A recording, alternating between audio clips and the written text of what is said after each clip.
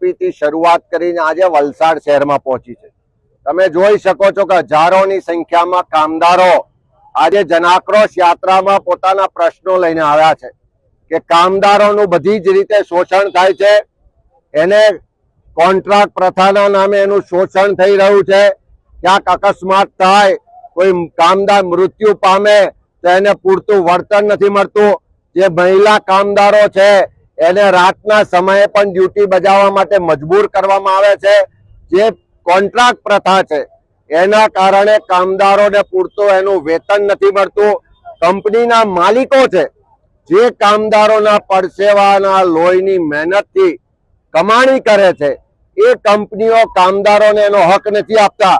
અને ગુજરાત સરકાર પણ કામદારો માટેના જે કાયદા કાનૂન છે, જે એના નિયમો ને જોગવાઈ ને એનો અધિકાર છે એ નથી આપતી।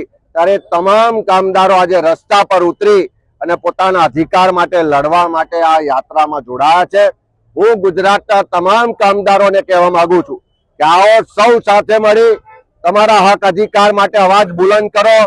કોઈના પણ ડર વગર, કોઈની પણ શરમ રાખ્યા સિવાય સરકારની જે જુહોકમી છે, તાનાશાહી છે, જે કંપનીના માલિકો તરફી સરકારનું વલણ છે એની સામે કામદારો પોતાના હક અધિકાર માટે લડાઈ લડવા માટે રસ્તા પર ઉતરે। આખી કોંગ્રેસ પાર્ટી સંકલ્પ કરે છે કે ગુજરાતમાં કામદારોના હક અધિકાર માટે, એમના ન્યાય માટે, એમને થતા શોષણ સામે આવનારા દિવસોમાં કામદારોની પડખે રહી અને ખભે ખભો મિલાઈને લડાઈ લડીશું।